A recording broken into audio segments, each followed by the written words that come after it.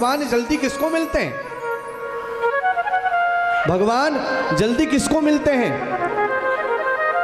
सुखदेव स्वामी से राजा भी यही पूछता है कि भगवान जल्दी किसको मिलते हैं? तो राजा क्या कहता है?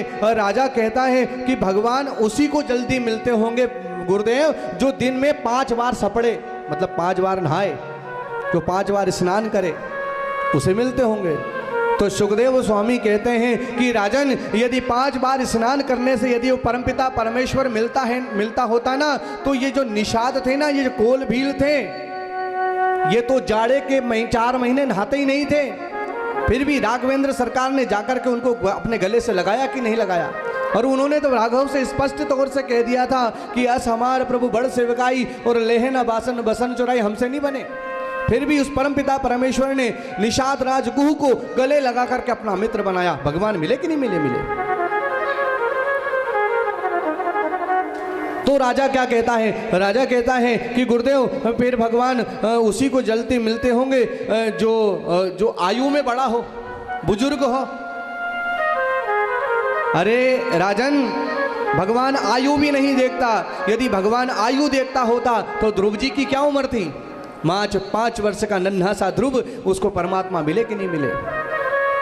तो भगवान फिर पढ़ाई लिखाई देखता होगा कि पढ़े लिखे हैं कि नहीं है, BA MBA करा है कि नहीं करा। भगवान पढ़ाई लिखाई भी नहीं देखे। यदि भगवान पढ़ाई लिखाई देखता होता ना, तो ये गजराज जो था, ये हाथी जो था, ये कहाँ का पढ़ा लिखा था? फिर भी परमात्मा मिला कि नहीं मिला? परमात्मा मिला। अरे उसने तो पूरा नाम लिया ही नहीं, उससे पहले ही भगवान ने उसको मुक्त कर दिया। भगवान पढ़ाई लिखाई भी नहीं देखे तो भगवान फिर रूप देखता होगा कि गोरे व्यक्तियों को मिलूंगा, काले को नहीं मिलूंगा। अरे भगवान रूप भी नहीं देखे। अगर भगवान रूप देखता होता तो कुब्जा कहाँ की रूपवती थी?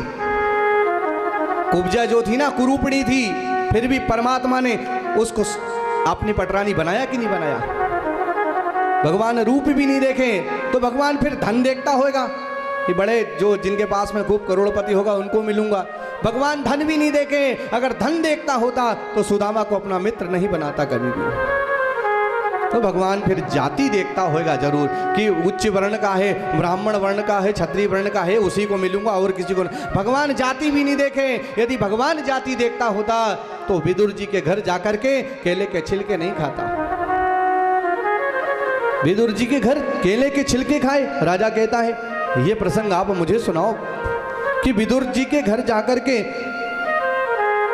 विदुर जी तो दासी के पुत्र थे, उनके घर जाकर के केले के छिलके ठाकुर ने कैसे खाए, कन्हैया ने कैसे खाए?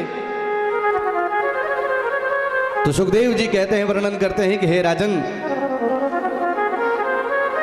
पांडवों के साथ में जब कौरव अन्याय कर रहे थे ना, लाक्षागृह में जलाने का जब षड्यंत्र रचाया जा रहा था, उस समय विदुर जी जो थे ना, धृतराष्ट्र के सम्मुख गए, धृतराष्ट्र से मिलने के लिए गए। विदुर जी महामंत्री हैं, मिलने के लिए गए और विदुर जी जाकर के धृतराष्ट्र के पास में जाकर के कहने लगे कि हे राजन, मैं मंत्री, एक मंत्री होने के नाते नहीं, एक भाई होने के नाते नहीं, एक नागरिक होने के नाते आपसे एक निवेदन करने के लिए आया हूं कि हे राजन, अन्याय की बेल पर कभी भी अमृत का फल नहीं लगता। अन्याय की बेल कभी भी हरी भरी नहीं हो सकती। आपके जो पुत्र है ना, पांडवों के साथ जो तुम्हारे पुत्र अन्याय कर रहे हैं, उसे रोको। हे राजन, पांडव कमजोर नहीं हैं, केवल तुम्हारा आदर करते हैं, इसलिए कुछ नहीं कहते। और हे राजन, एक नगर को नष्ट करने से यदि पूरा देश सुरक्षित होता हो तो उस नगर को नष्ट कर देना चाहिए। एक गांव को नष्ट करने से यदि पूरा प्रांत सुरक्षित होता हो तो उस गांव को नष्ट कर देना चाहिए। और एक घर को नष्ट करने से यदि पूरा का पूरा महानगर यदि सुरक्षित होता हो तो उस घर को नष्ट कर देना चाहिए। और खानदान में यदि एक व्यक्ति को त्यागने से यदि पूरा खानदान बसता हो तो उस एक व्यक्ति को छोड़ देना चाहिए। इसलिए हे राजन, ये तुम्हारे घर के अंदर, तुम्हारे खानदान के अंदर ये जो दुर्योधन जो पैदा हुआ है ना, ये कलंक है, महाकलंक।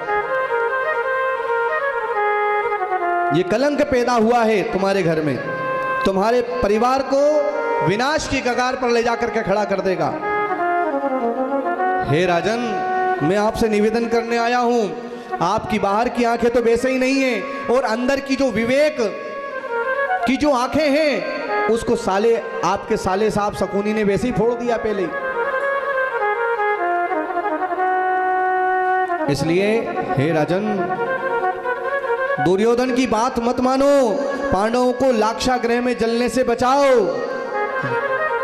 जब ये बात कह रहे थे उसी समय पर दुर्योधन वहां आ जाता है और दुर्योधन ने तड़क करके कहा विदुर जी से, क्यों रे दासी पुत्र, मेरे कारण तुझे इस हस्तिनापुर का महामंत्री पद प्राप्त है और तू मेरे पीठ पीछे ही मेरे पिता को भड़काता है। चला जा यहां से, नहीं तो मैं अभी।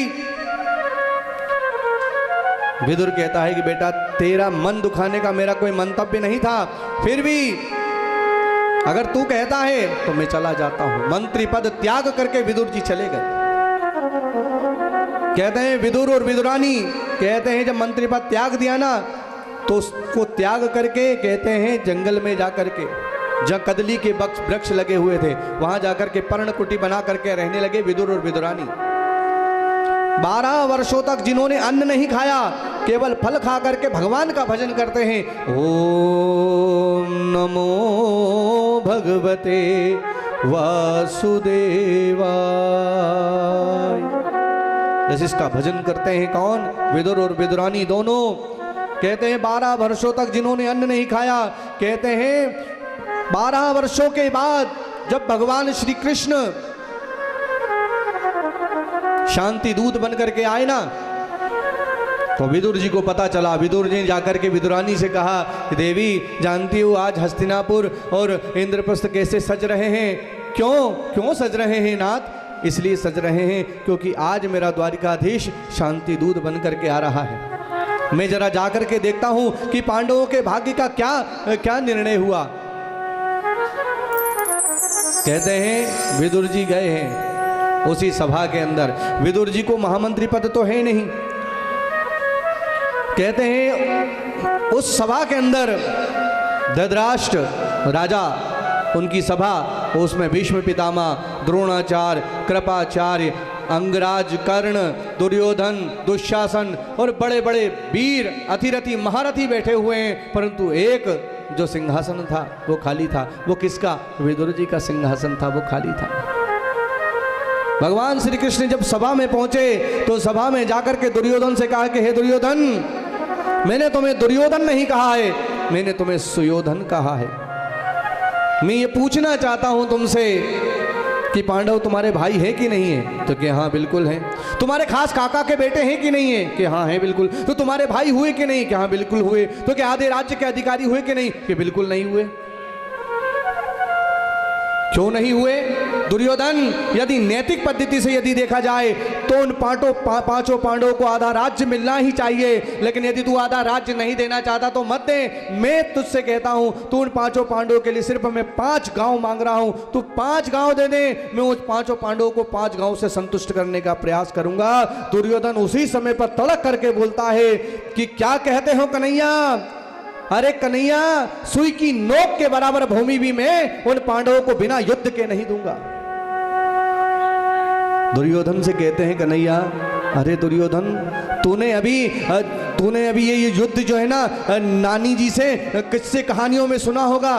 तूने युद्ध की विभीषिका देखी नहीं है। जब युद्ध होता है ना तो लाखों नारियां विधवा हो जाएंगी, लाखों बच्चे अनाथ हो जाएंगे।